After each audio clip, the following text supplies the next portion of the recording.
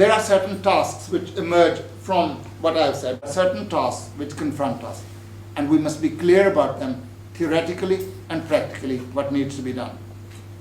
If the proletariat is going to succeed in its mission of ushering in a better society, a socialist society which leads through a course of its development to the higher stage of communism, it must grasp the following.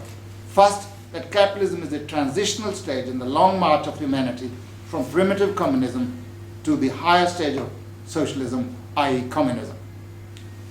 That capitalism is not the end destination of humanity, it's merely a transitional stage, just as feudalism was, just as slavery was, just as primitive communism was. Our destination is the higher stage of communism. Our destination is not capitalism. Two, that capitalism long ago became a historically outmoded system owing to the conflict between the productive forces, which are social, and the relations of production, which is private appropriation. This basic conflict lies at the heart of the current crisis of overproduction and the resultant misery of the working class. You know, if you look at the bourgeois economists, even the very clever ones, and there are clever ones, what makes them stupid is that their horizon is limited by the fact that they all accept that capitalism is the end destination of humanity.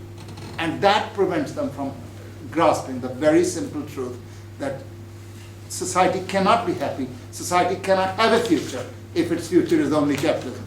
It's destined to destroy itself in those circumstances. So they will say, there's been too little regulation. Even admit there's been too much greed. There's been too much financial innovation.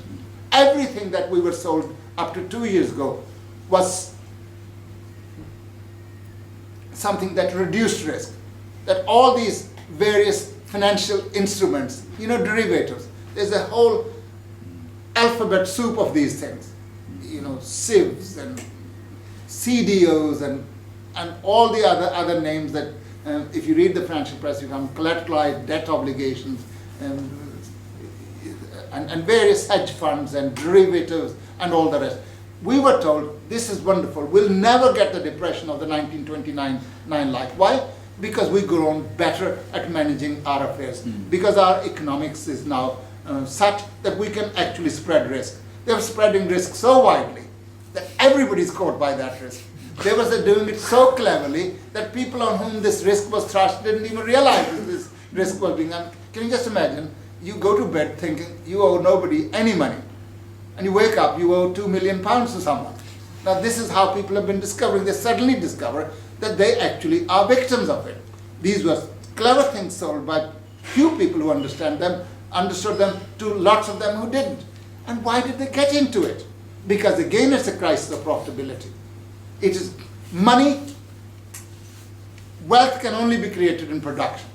It cannot be created in circulation or in the financial sphere. Somebody's got to produce that wealth. And when you don't have any profitable opportunities for investment, capital doesn't rest. It constantly whispers in the ears of the owner, go on, go on. It doesn't let him rest. So he goes and spends money buying real estate. The bubble busts there, he goes to the stock exchange. After the bubble has been created and bust, he goes somewhere else. He goes to precious metals or somewhere. But money in the final analysis cannot be made there. Money is made in production. And if there's a crisis of overproduction, in the end the wheels do come off. The whole system breaks down. The wheels come off and it expresses itself in an explosion through the crisis of overproduction. So money just cannot be made. And if people were actually engaged in this activity, you can make money out of money for a short period of time. I sell to Paul. Paul buys it happily because he's going to sell to Giles, because Giles is a bigger fool than Paul. But Giles is not such a fool because Giles knows he's got somebody sitting next to him who's a bigger fool than him. That's Godfrey there, right? But Godfrey says he'll be able to sell it to Iris. And eventually somebody like Catherine is landed with it when you can't sell it. And the whole thing then rewinds back with disastrous consequences. And even the big ones who made a lot of money do not always escape. There are very few who escape this. So this financial innovation doesn't lead you anywhere. In the end, wealth must be created by the wealth creators, namely working people who are involved in production. But under capitalism, because of the increasing organic composition of capital, fewer and fewer workers are needed. The tragedy for it of capitalism is that it needs more and more workers to create surplus value. And yet, by the very logic of the laws of competition, the general who wins the battle is the one who is able to discharge most of his armies. He's got to get rid of workers. And the fewer workers means less surplus value being produced. And that leads to a tendency for the rate of profit to fall. And in the end, not only tendency, but actual rates of profit falling. And it's the crisis of profitability which has forced so much of society's wealth into these speculative, innovative, and sophisticated, derivative, and other instruments. But it in the end comes to show these are not the wealth creators. Wealth creators are sitting in some grimy factory where they're producing, or some grimy field in Asia or somewhere, or in the sweatshops of various countries. That's where they are.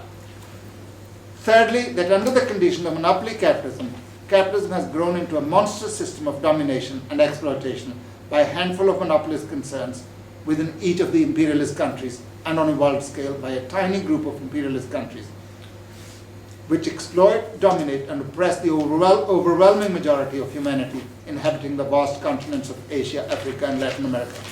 I mean, if you put the monopoly capitalists who control the world into one large hall, they'd be all there, 700-800, and this is the disparity between working people who produce wealth and those who own it. And they can't, of course, spend all the money they make. Just because you're Warren Buffett, you don't eat 20 chickens every night. Right? You can't spend it on all the luxuries. Yes, you've got 3-4 luxury boats, you've got 5-7 houses, you've got various things. In the end, they can only spend in productive consumption, namely in buying means of production to produce. Now, you can't buy means of production to produce if they're not sufficient buyers for the goods that you will eventually produce. And therefore, the whole system breaks down because of the basic contradiction.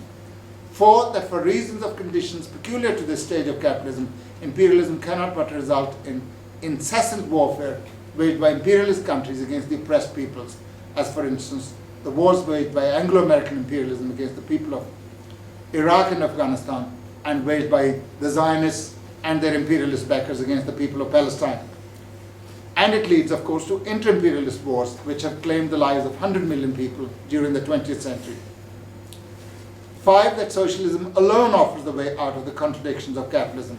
It alone is able to offer humanity a world without the crisis of overproduction, without unemployment, poverty, and wars. Socialism alone is able to provide the conditions for a limitless increase in production, unending prosperity, fraternal cooperation, and peace among peoples and nations. 6, that capitalism itself creates the power, namely the proletariat, which alone is capable of putting an end to the anarchy of production and to all other horrors of the capitalist system of production. For in the words of Marx and Engels, of all the classes that stand face to face with the bourgeoisie today, the proletariat alone is the really revolutionary class. The other classes decay and finally disappear in the face of modern industry. The proletariat is its special and essential product. And when the capitalists come and tell us Marxism is dead, they need to be frankly told and clearly told that Marxism is the ideology of the modern proletariat, and it can no more be destroyed than the modern proletariat. And if the modern proletariat was to be destroyed, there will be no capitalism, because there will be nobody producing surplus value. So we will move in circles by making that assertion. The only assertion is, yes, capitalism has played a historically progressive role, but that was up to 100 years ago. It stopped being, or 150 years ago, it stopped being progressive. It is a dying monster, but it's not a dead monster. And because it's not a dead monster, it's capable of inflicting a lot of misery on people all over the world.